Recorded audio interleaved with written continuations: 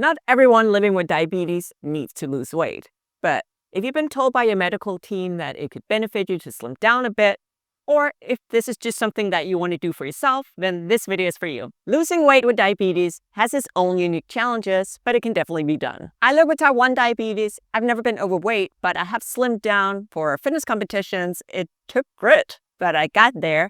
And I've also supported others who live with diabetes in reaching their weight goals when I work as a personal trainer. I'm sitting at a healthy weight for me, and I want that for you too. So I invited a heavy hitter, a weight loss expert, to join me in this video to help you reach your goal. And that is Ben Tzeel. So Ben is a CDCES, so that's a diabetes educator. He's an RD, registered dietitian. He's a strength coach, and he's a weight loss expert. And not only that, Ben also lives with diabetes. Hi, Ben. Thank you so much for joining us. What's up, Christelle? I'm excited. This is going to be fun. Let's do this. Alrighty. So we're talking about weight loss and diabetes. And since you're the expert, I'm going to start with a question for you. What do you think people living with diabetes, what should they do? What should be sort of the first step if they decide that they want to start on a weight loss journey? But they have to remember that, yes, we're people with diabetes. We want to lose weight, but also you still have to follow a lot of the same core principles of someone without diabetes as well, right? So before anything, I would still say, okay, what is your final destination? Where do you want to go? Because if you don't know where you're going, oh, I just want to lose weight, you're going to end up, cool, maybe you lose a couple of pounds, but there's not enough specificity. You have to say, okay, what's my game plan? What's my time frame? The SMART goal tactics tend to work pretty well.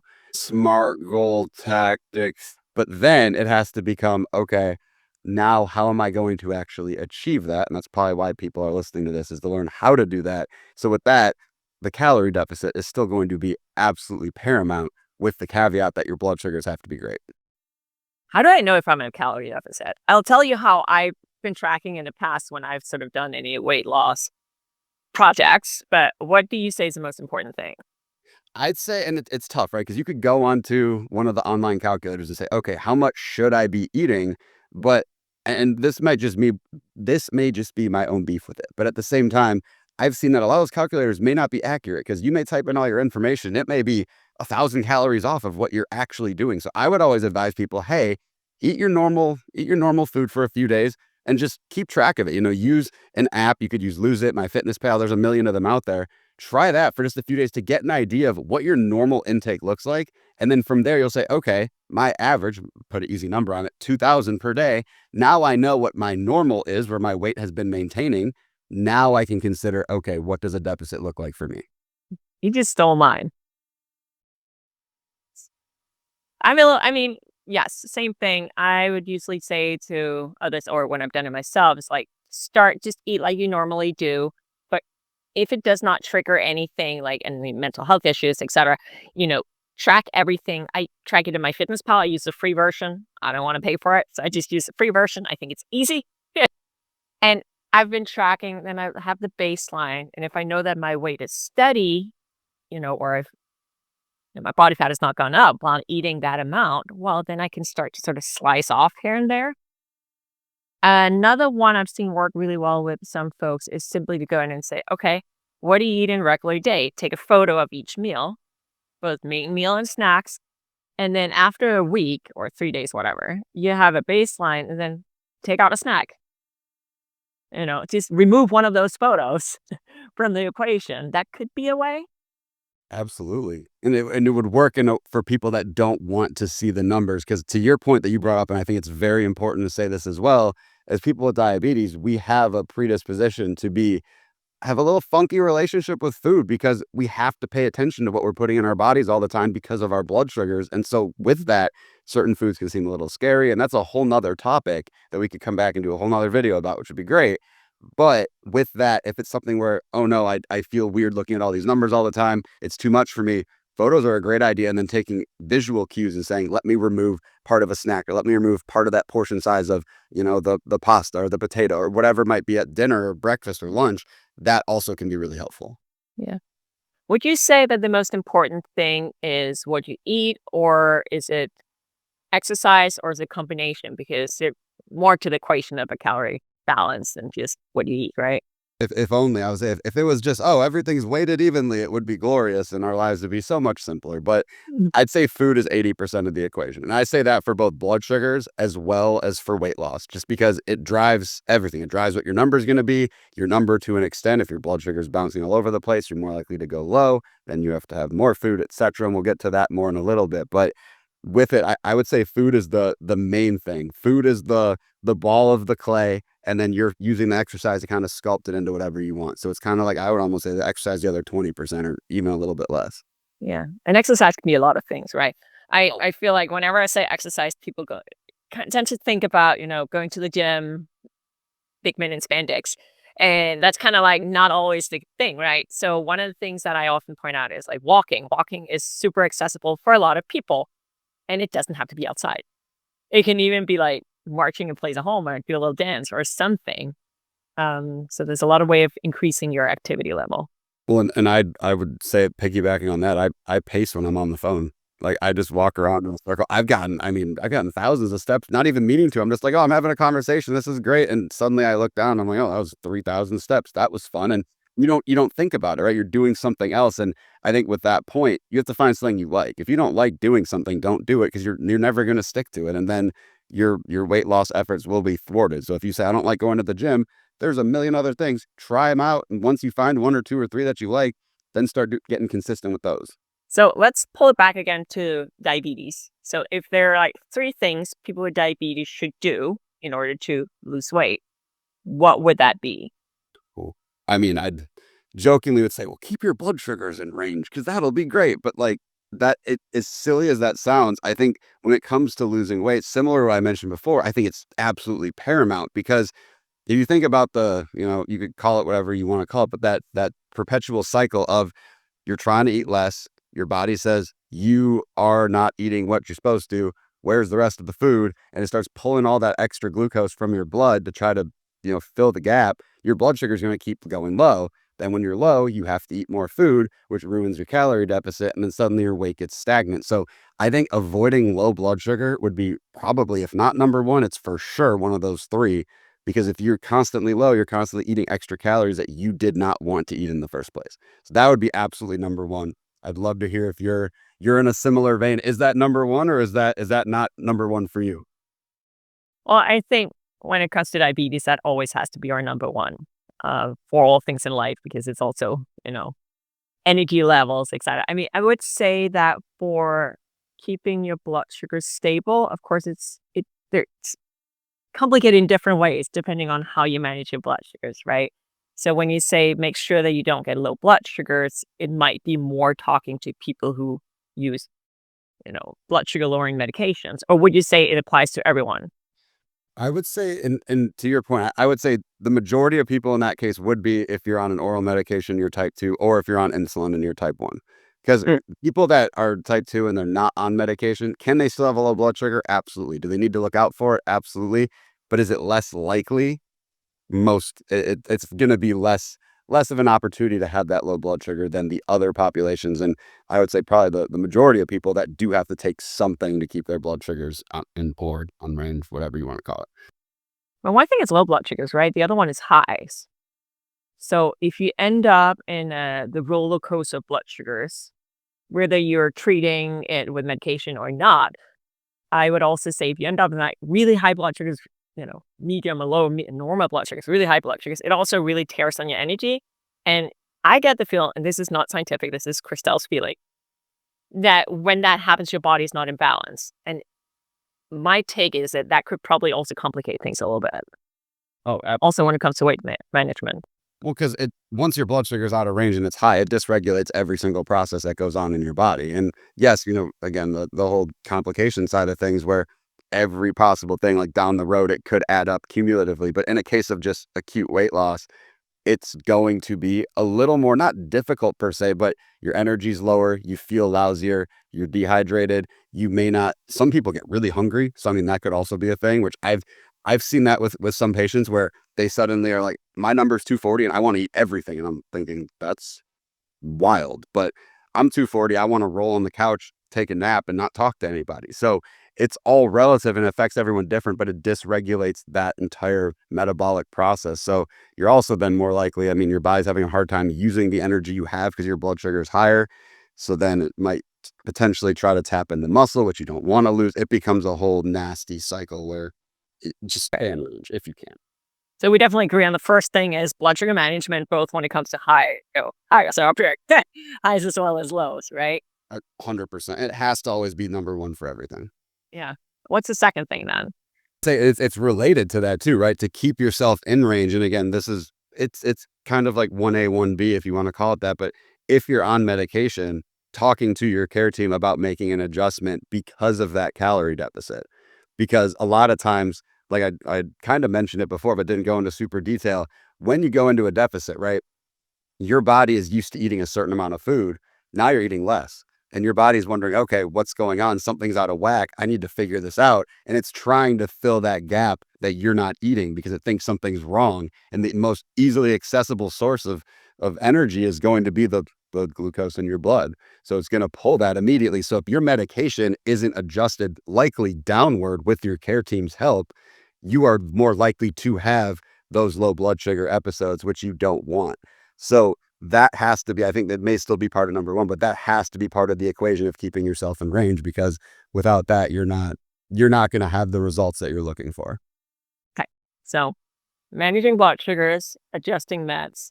Then I kind of want to talk about exercise as part of number 3 or number 4, just because exercise is not just about burning calories. I mean, my hope would be for anyone watching that would not be the main reason why you exercise. I mean, both Ben and I are really into exercise.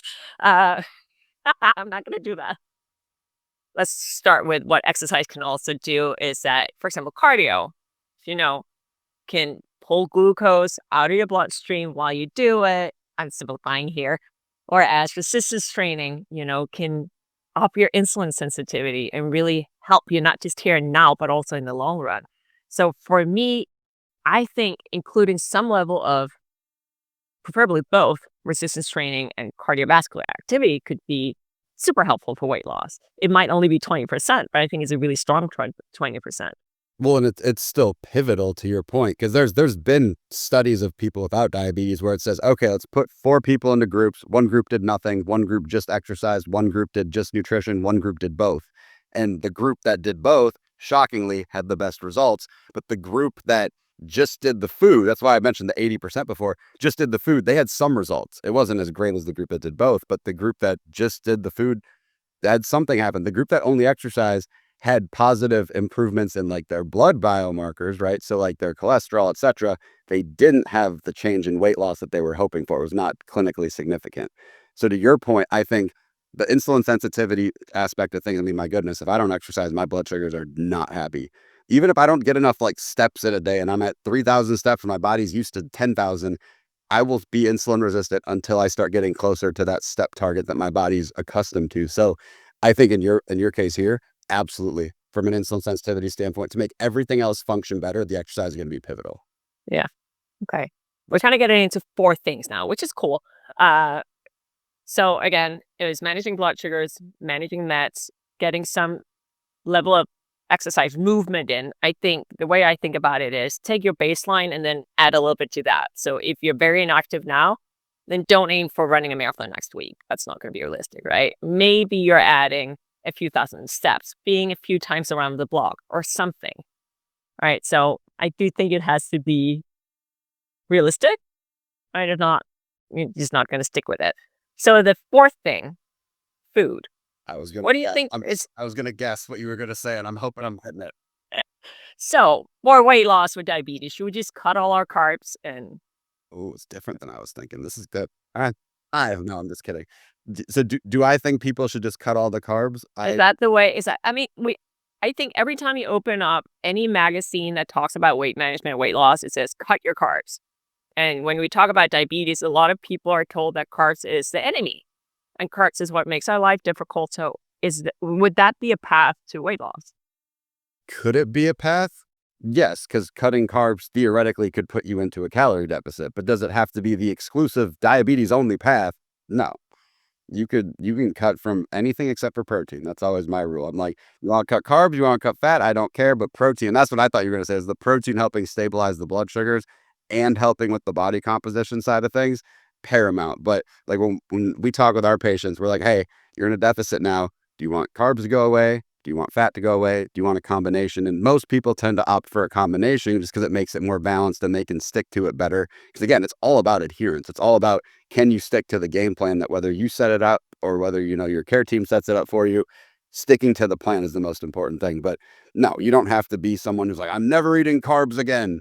You can totally eat carbs and still drop weight. And I'm living proof. You're living proof. I feel like there's thousands, hundreds of thousands of people that are living proof of that. Yeah. So let's make a little example here.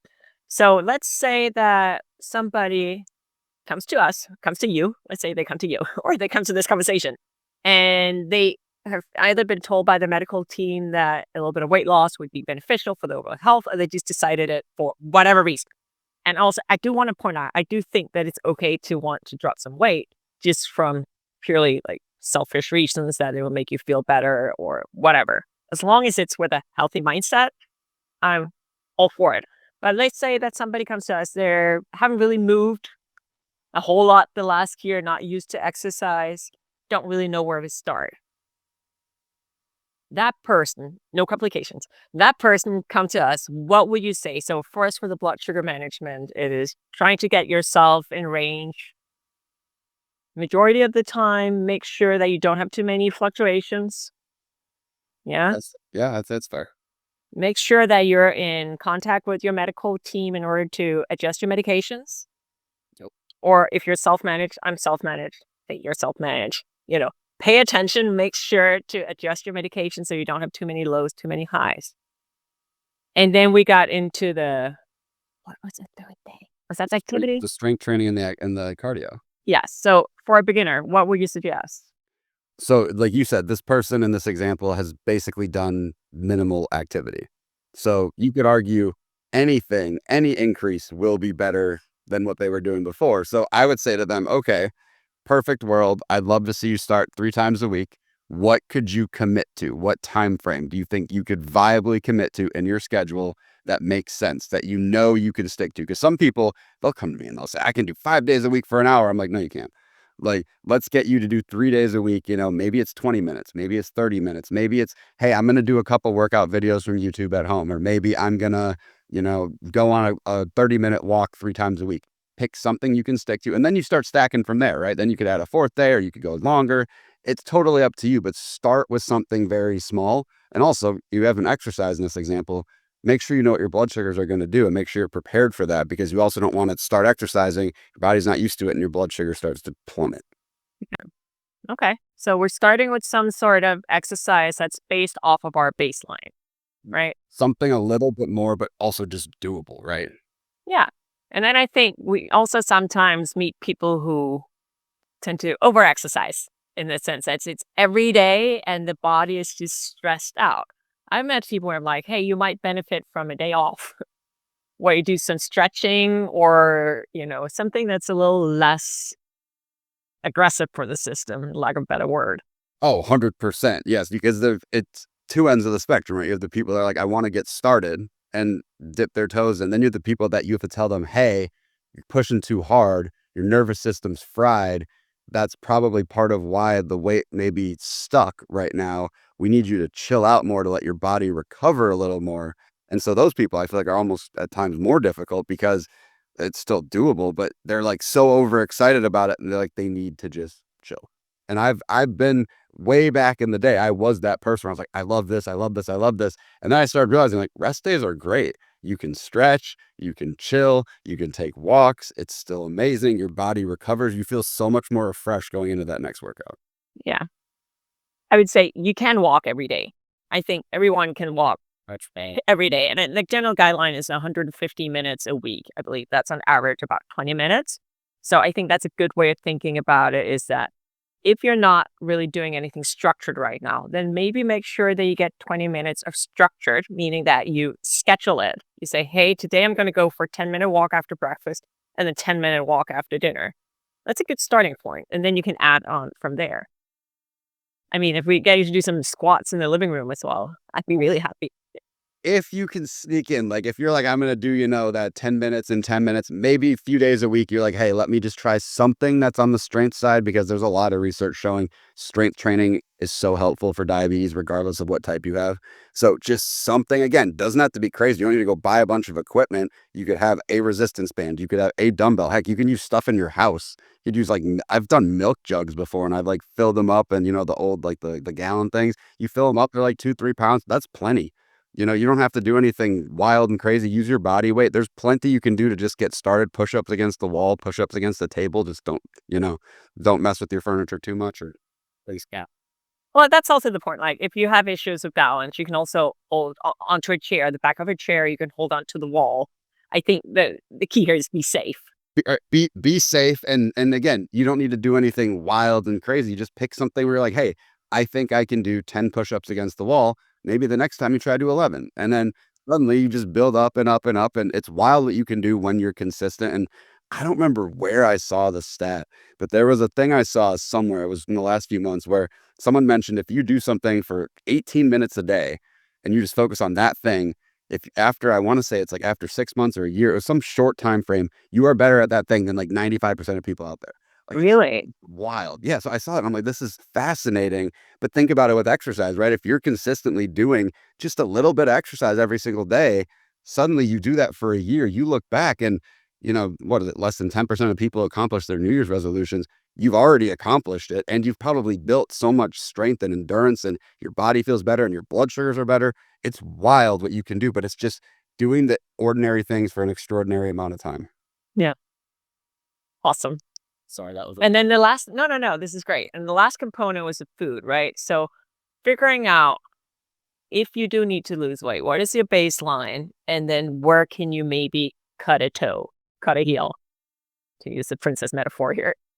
It's figuring out how to, I mean, when we talk about calorie balance, which is when your weight and we should talk about that as well, actually. We should talk about how do we actually measure success, but let's just for now as humans wait. So if you're in a calorie balance, sort of your weight will still fluctuate. Oh, yeah, you go have a dinner that's a little extra salty, and you suddenly wake up and you retained a couple pounds, and the next day you wake up and it's gone. Like, it's gonna happen to everybody. It's going to fluctuate. And especially for women, it fluctuates throughout our cycles. There's a lot going on here.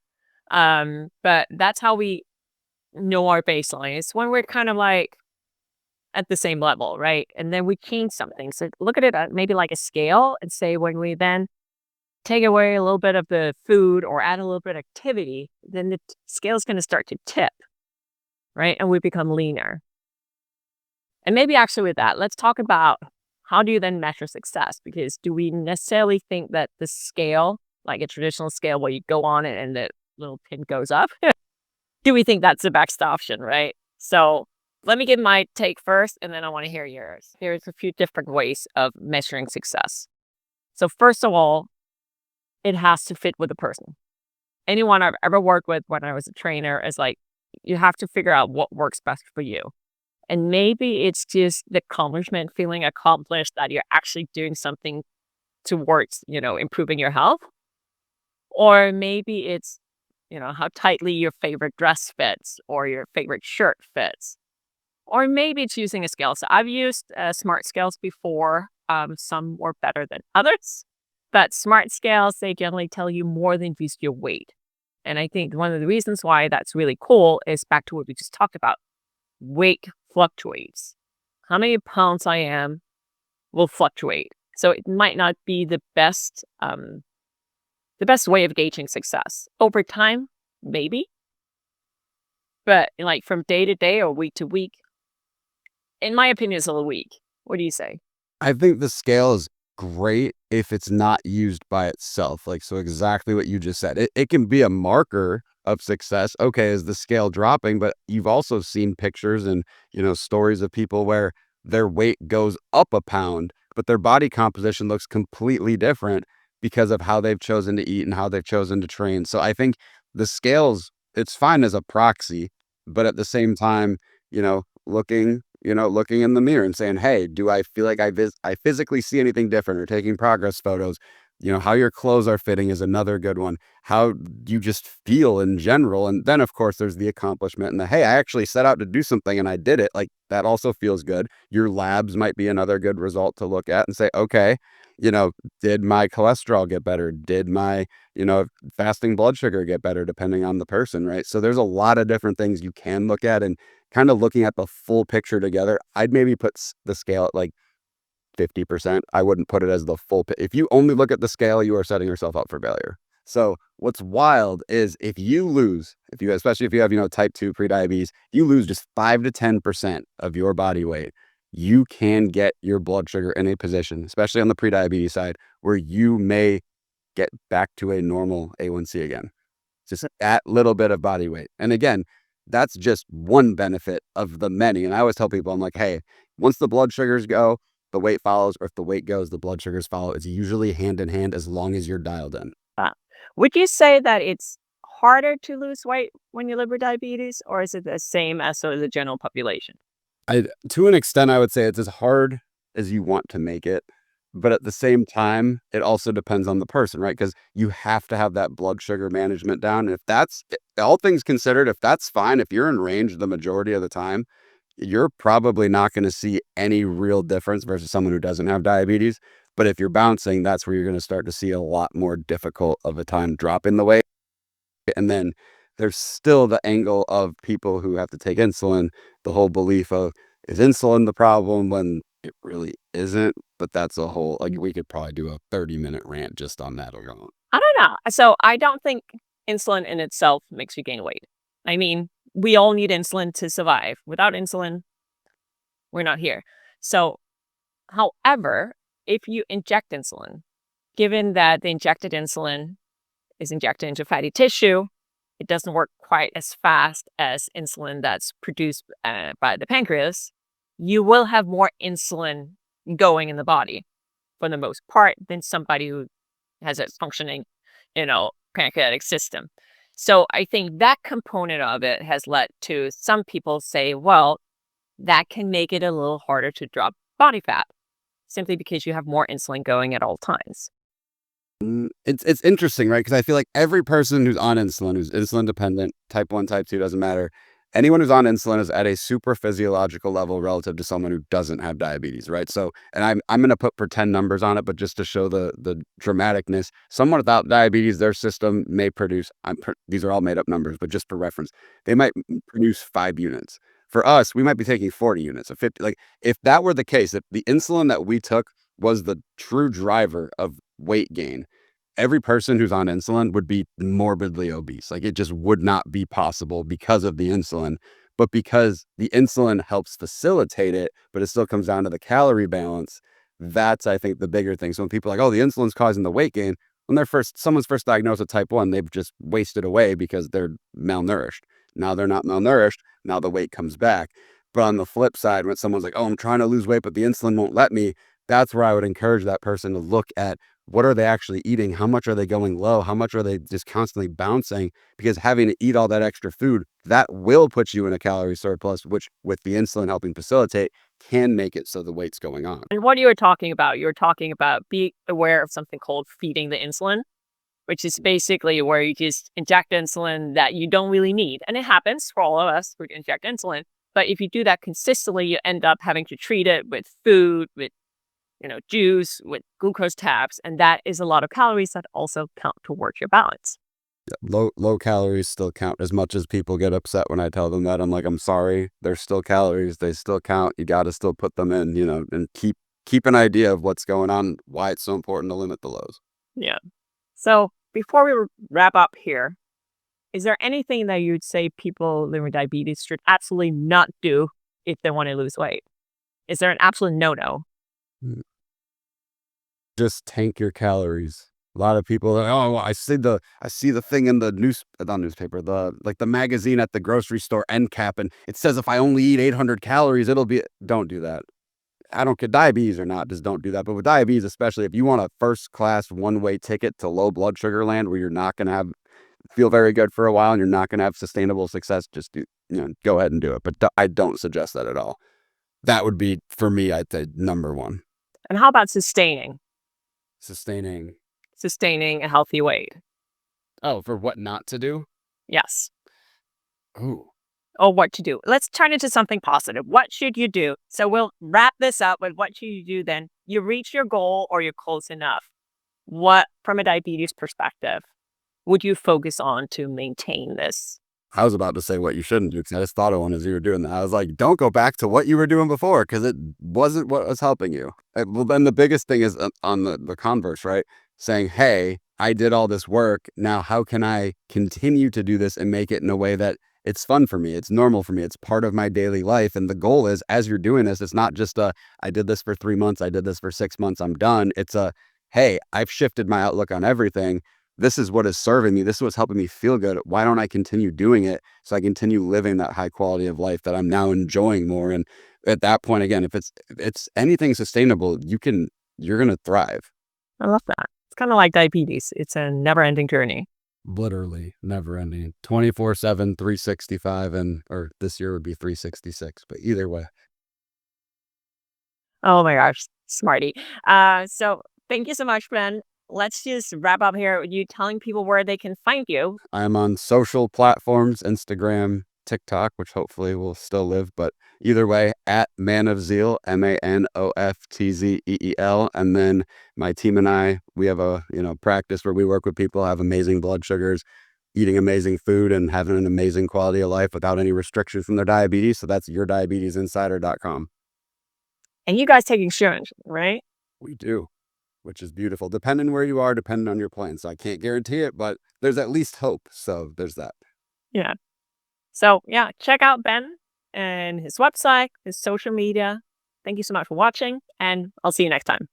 If you like this video, please give it a like. And if you'd like to see more from me, remember to subscribe to my channel and turn on notifications. That way you'll never miss a thing. Thank you so much for watching, and I'll see you next time.